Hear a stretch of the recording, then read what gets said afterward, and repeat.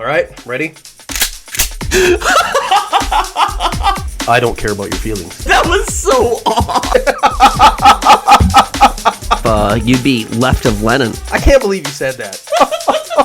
Oh, jeez. You have no power here. What? Just two brothers. It's just two brothers. Well, I mean, part of the reason why the hypocrisy is just allowed to just go uncontrolled like that is right now we have one of the hypocrisy kings as the president of the United States. He is a walking example of hypocrisy at its finest.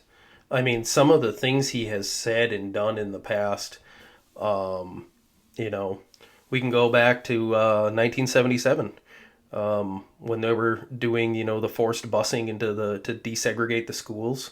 And he was against it because he didn't want his children to grow up in a racial jungle, which incidentally, Kamala Harris. Remember when she was just running about to against him? say this. Is this the she? And This she is what brought she that was up? referring to. Yeah. And she's like, I was one of those kids. No, she wasn't. No. There was a little girl in California who was part of the second class to integrate her public schools. And she was bused to school every day. And that little girl was me. It's the timeline doesn't line up with her age. She wasn't. It's because she's a liar just like him. Just to sidetrack for a second there, you remember when she said all of those things? Oh, he's a racist and he's sexist. But this was while she was running for a campaign, which she did horribly at. But, while she was on the stage when they were in their debate, she was saying that, oh, he's this racist guy who wanted to who wanted segregated busing. And he's also, a sexist, which we're going to talk about here in a second. But she says all of these things. And then later when she gets onto his ticket, the media asks, oh, well, why did you say all of those things? Do you not still think that? And she says, oh, no, I was in a debate. Like, what? Okay, and? Context! Oh, yes. That's like context. Context. I'm sorry. Oh, were we missing some there? What else do we have? And we got a number of things here, but there's one of the things, and I actually looked this up. I'll see if I can find that video of that. That might be a hard video to find, but he says he was being asked by, I forget where he was, but he was somewhere like where he was out to an event or something, and he stops by this convenience store, and he says, and I'm sure we're missing the context, but you cannot go to a 7-Eleven or a Dunkin' Donuts unless you have a slight Indian accent.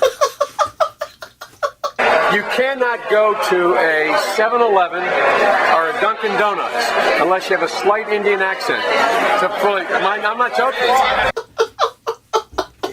Yeah, I seen that video of him saying that. It's just, what possesses a person to say that? Especially on camera, like he's being interviewed, by somebody. Like, you're on camera, first of all. I mean, when was that? 2006. Oh, so that's like before he he started even on his decline. Man. Right. Man, right. That's solid. Yep. Well, yeah. And then in 2007 he says he refers to old B-Rock Obama as the quote, the first mainstream African American who is articulate and bright and clean. The first sort of mainstream African American who is articulate and bright and clean and a nice looking guy. I mean, that's a storybook, man. Wait, that was 2007, so right after 2006. Man. Yeah, Okay. Okay. I really wonder what was going on there. I mean, what is going on in that person's mind? I mean, he also did the "You Ain't Black" thing, which I'm sure everybody out here, everybody who's going to watch this has seen that one. But I tell you, if you have a problem figuring out whether you're for me or Trump, then you ain't black. But there's also a thing about him that I find really, really amazing, and it is a little bit outside of the subject of the show. But when he did the eulogy for Senator Robert Byrd, you know, I strongly suggest to people watching, if they don't know anything about him, to look him up. He was very open about his involvement in the KKK.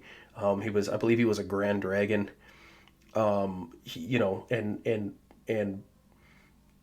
Biden refers to him as one of his mentors, and that, you know, he was this great person. And I believe there's a statue of him in Washington, D.C. as well. Senator Robert Byrd was just an absolute piece of crap. He had no business in American. Well, Byrd is the one that holds like the record for the filibuster, doesn't he? Yeah. Yeah. I think. Yeah. Well, I mean, I forget how many hours it was. It was ridiculous. I mean, it was long. But I guess that kind of makes sense, you know, with if we look back at 1977 when Joe is going against desegregated busing, that he probably does look at him as a mentor.